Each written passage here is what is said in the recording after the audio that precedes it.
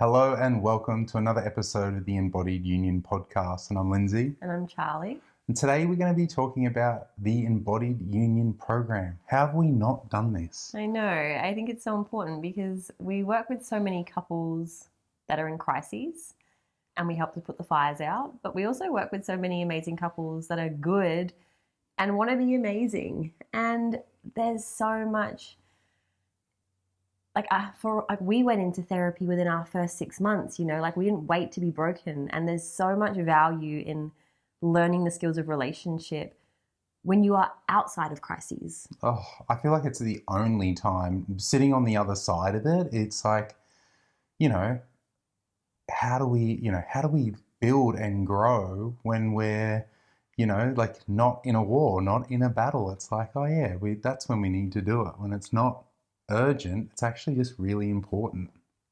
Because I don't know, I think it's because of the work that we do see lots of couples in suffering, but I also believe that the majority of people are doing okay at relationship at best. Yeah.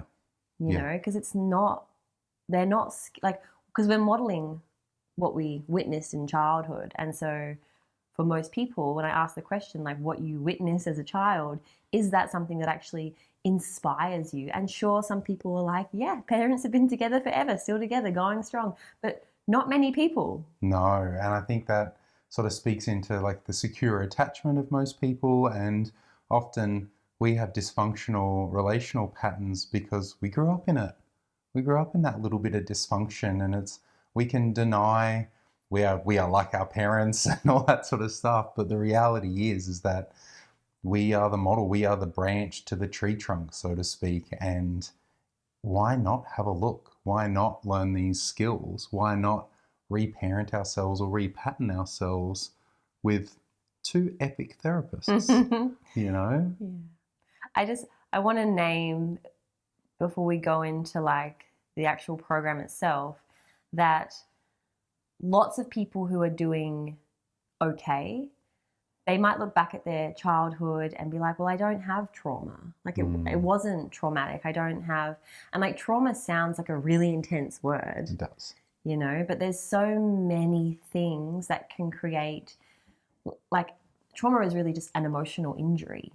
And there are so many things that can happen in childhood that can create those injuries. So when I look back at my childhood, for example, it's not riddled with trauma. I was not abused. I was not physically abused, but my dad exited my life when I was 7, and so I had an absent father figure. And my mum was really amazing. So I always thought, my mum was enough. My mum was enough. My mum was enough.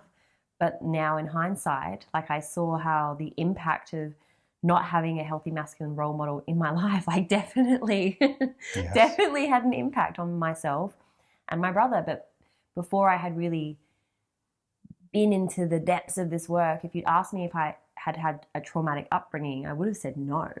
And often I think that's the silent ones is the missing experience can be traumatic, and we don't even know that we're missing How can we know the missing experience? Because it's a missing experience. Such a good point. Yeah, and so this can look, in all different ways for all of us. And it's not to say that anyone's broken or anything's wrong. It's more just like, how good do you want it? And this really speaks to the body of work that Charlotte and I've created. Is we really want couples to be in thriving relationships. We really want to see families repattern the past and have amazing communities and amazing relationships. So, our goal with the Embodied Union program is really to do that, is really to help couples with the skills of relationship, the skills of repair, the skills of intimacy, really create absolutely juicy, epic community building relationships, family building relationships.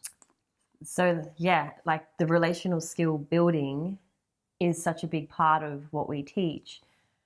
But because we also believe that regardless of your kind of story or upbringing, we all have stuff. We'll have stuff to work on, and like relationship is designed to expose that stuff. So you might feel like you're pretty cool, calm, and collected, but like your partner triggers you, right? Your partner's the person that can push your buttons. It's not a mistake. So relationship is designed to expose whatever it is you might have, and it's definitely a spectrum. But as well as teaching you the relational skills, we focus in on the individual work. So a lot of couples will go to couples counseling, Yeah. and they'll learn the skills of communication, like nonviolent communication, which is a really epic skill, by the way. But that's still kind of like a band-aid on top of the wound underneath for each individual, which is coming up and creating the fact that we can't communicate. So we go deep at the level of the individual to work on the stuff that relationship exposes for you, and we work on the skills of relationship. And that is why I think that the program is what it is, because there's no stone left unturned. Yeah.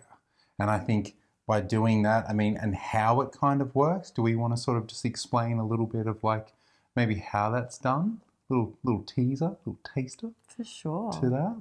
Yeah, because there's 9 modules in the program. Program goes for 12 weeks. So it's 3 months. It's Yeah. a 3-month commitment with different training modules that's all pre-recorded. So the idea is that you're watching it with your partner in your time. We've mapped out the whole program, so you have it. And depending on the level of access you want with the program, say you're good, say you're pretty bloody good and you want to be really great, then you would, alongside that program, you would have a weekly Q&A coaching call with Lindsay and I. And this is a group call. So there's other couples, you get to hear their questions. People ask great questions you would resonate with, but maybe wouldn't think to ask. And yeah, you get to watch the modules, get curious about what it stirs up in you, and then come to that call every week and get our coaching and guidance. And like, that is a really, like, who do you think that is for? That level of access? Oh, well, that level of access is a couple that's doing pretty good, but not really knowing how to make it better. Maybe intimacy is a bit flat. Like, Yeah. you like each other, you really get along, but intimacy is just like maybe that the spark is kind of flattened out. Or you might have some conflict that is looping, but you're not in toxic like chaos. It's just like, we got something looping here and I don't really know how to resolve it. Yeah, we love each other and we really want it to work. I sort of see that as Both well. people are in. There's like 2 feet, both people all in.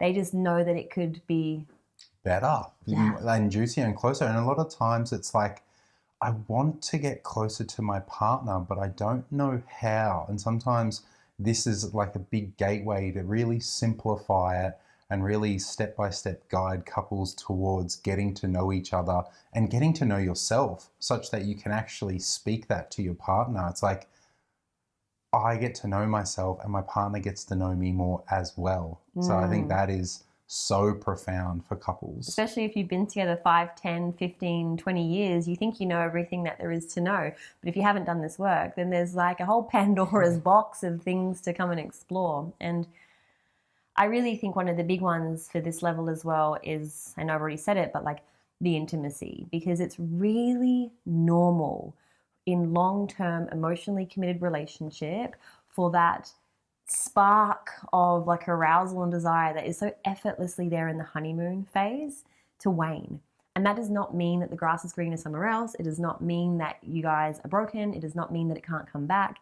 But you do need to learn a whole new skill set that is outside novelty and new relationship energy, and how to really be present with like your own body and your partners. And like, this is like, the honeymoon phase is so exciting and it's a gift in itself, but when you access this kind of deep, authentic, loving space, it's like a whole new kind of gift that you get to receive in relationship.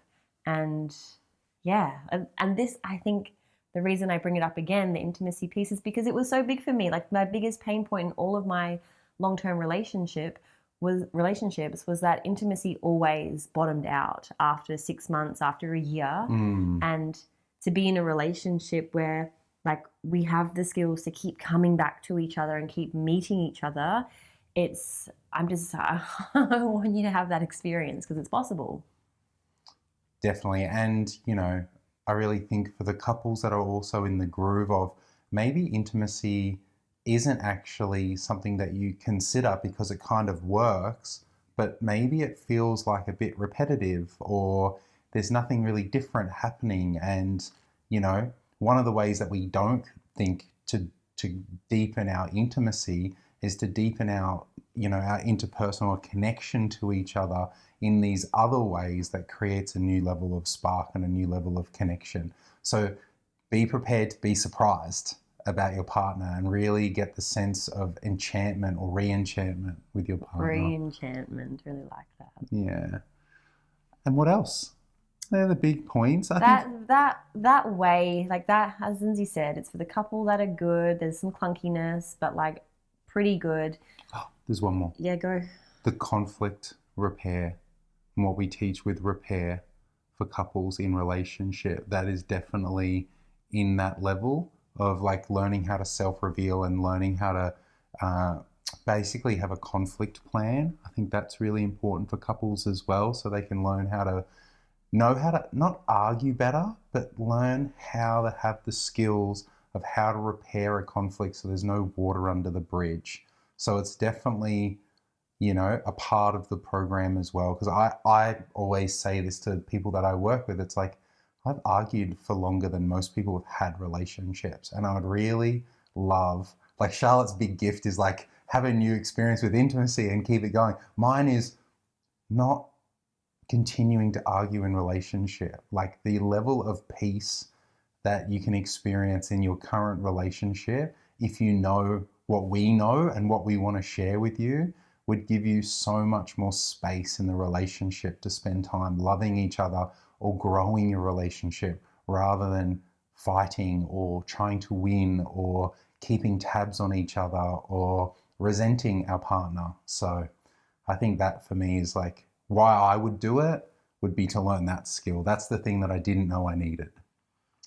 Yeah, and it's just to know as well, like you might be sitting there thinking that there is too much conflict in your relationship, but have you actually learned how to do it in a way that is non-violent, that does move you towards clarity and intimacy? Because conflict is inevitable, but I don't think that we ever argue. We don't fight. Like I've been in relationships where there's been fighting. We have triggers and stuff comes up and like big stuff can come up, but we're never battling it out. We're not fighting with one another. No. Like our conflict can still feel heavy and clunky and like, ugh, but we're very quickly moving towards resolution and both taking responsibility for our parts because we know how to see what our part is. I know what mine is. You know what yours is. We know how to own it. And so there's no such thing as a relationship that is conflict free because you're a human with a human. And that's, again, this is the whole point of relationship, to expose these tender parts in each of us so we can heal them. So the conflict is actually great when you know how to move into clarity. And when you have these skills that Lindsay's referring to, when you move through these tense moments, it's like you love each other even more. Because it's like, holy shit, like you really see me, you really met me, like, I honestly, I think it's wild and amazing, but our conflict creates deeper intimacy. Yeah, it does. Because we know how to do it in a certain way. Yeah, when we're working together on whatever the confusion is. It's not you against me. It can feel like that sometimes when you're in it, but really it's like, here's my trigger and I'm putting it in the middle of the table so we can kind of look at it together. There's this real sense of we're in this together and this is hard, but like I'm here and you're here. And we're collaborating. We're collaborating through conflict. Yeah, and I think one of the things that I've really loved seeing for couples who are doing this and learning how to do this well is they're also modeling how to have healthy conflict around their kids and around other people, such that your relationship starts to become, more, I guess, like in a way, like the modeling or the reparenting or repatterning in the family unit as well. And in the community. Yes. So, that is something that I'm just super grateful to see, and see how parents who are doing the course also have better communication, and better repair skills. So it's affecting their relationship, but also their parenting as well in a positive way. It's so true. Like I've not had my babies yet, so I've always kind of been selfishly doing this work for me.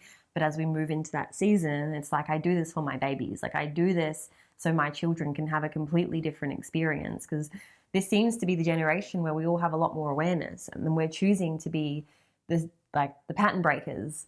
And so it's very practical to be the pattern breaker. Definitely. And I think the other thing that's in that, which we kind of spoke about before, but I just want to name it, is like really having sovereignty in relationship. I think that is such a huge piece that we sort of teach couples, is there's you, me, and the relationship. And I think having that ability to be able to self-soothe, how to regulate and co-regulate with each other is, I think it's one of the biggest skills you can have in relationship. How to be yourself and how to be in relationship at the same time. That's a big part of the kind of inner work journey we take you on, because a lot of couples can fall into the trap, and I certainly have, of really trying to make my partner responsible for all my big feelings and upset. And one of the most beautiful gifts you give yourself, your partner, and your relationship as this third entity is by knowing how to tend to your own nervous system. Most people are going into relationship with really frazzled, completely like haywire nervous systems, and with so much sensitivity and taking things personally. So we teach you how to work at that individual level, so that what you are bringing forward is more resource, and you know how to take responsibility for the parts of you that are not resource, which we all have. Yes. Being wonderfully human. Oh yeah. So that's like the... We kind of bounced around a little bit there. It was like if you were to come in and your relationship's pretty good, you want to be great, and you get access to this program and you get a weekly call, then we went back into like the juiciness of the program. Yeah. But I think what we could add here is for the couples that aren't good moving into great, because we also get a lot of these couples as well. Well, maybe you don't know, but we know couples mostly come to us when they're in crises. And fair enough that they're probably getting to that point where they've really tried, they really are having those moments, and it's getting towards that make or break. They both are in love, or maybe they have kids, or they've been together for long enough that they really do want to make it work, and they just really don't know how, and it's gotten to a point. And this is where couples usually contact us, and the level of support that a couple needs at this point is more individual therapy and also couples mediation or therapy as well. Yeah. And the reason being is that it's not just one person. It might seem like that, or it might feel like the best thing to do is just couples work, but the reality is that there's two individuals' nervous systems and old patterns that they've brought into the relationship that were there well before the relationship started. So that is why we do that level of work. So what we do often with this couple that is in crisis, they will usually work with us one-on-one and two-on-two for 3 months beforehand. And this is flexible. We have a conversation and we see what's needed. But as an example, we would be doing that one-on-one work with you. And like, we're both somatic therapists. So as Lindsay said, we help you get to the root of what is actually going on for you at the individual level, and how to really see each other through the conflict with the mediation sessions. And so this work is profound. It's therapy, and it's really powerful, and it is what makes the program accessible for you after the initial, say, 3 months together. Because if we were just to give you a program and say, come to a weekly group Q&A call, chances are you can't even sit down to watch the program together. Stuff is just being stirred up. You can't actually do that work. And coming to a Q&A call, it's just, so we've had couples, when we first were starting this out, we had couples who really needed to be in therapy that were in group coaching, and the call would turn into fighting. So we learned really fast who needs to come and do therapy with us and who is actually really suited to the coaching style. So a few months of therapy, individual couples, and then once we've set that foundation and we've had some solid repair, and we've cleaned the glass that's in between you, like removed some of the energetic blocks and given the unspoken words some airtime and all of it, then we look at, okay, now how can we go towards the vision, the big vision of relationship being not just okay, but amazing. Yeah. And so it's a commitment, right? Like we'll work with couples for 6 months at a start, just to help them get through crises and then get to the gold. And it's a really beautiful journey. And I think it's pretty unique to have a male and a female therapist working alongside you in a program where it's not biased. It's, both of our sort of skill set working with couples to support it. Like we really want to see couples win. We really want to see couples change the way forever that they do relationship. And I mean, for some people, they've said it's cheaper than a divorce. So, in those moments, it's like, do you really just want to go and see a relationship counselor for a couple of sessions and not get anywhere and then just go back to how you've always done it or separate? Or would you like to do something that's way deeper, that has way more support and is building, like Charlotte said, building the vision of what it could look like?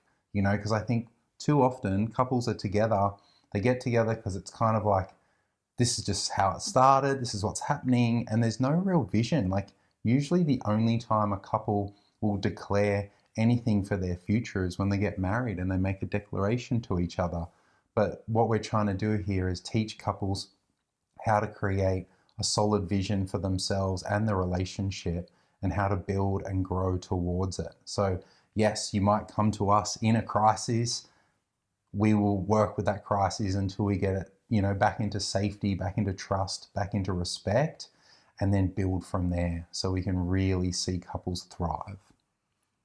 And so, we can support the crises, but I'm also going to just shout out to any couple listening that is not in crises, or even if you're like in the honeymoon phase and like you guys are good, it's actually the best time. If I could gift the world something, it would be for every individual, every couple to have the awareness that relationship is a skill. And when you find the person that you want to do this with, enter into the work immediately. Do it before you have children. Do it before you get married. Do it before you move in. Like, do it as soon as you can. Like we mentioned at the beginning, it was not even 6 months in.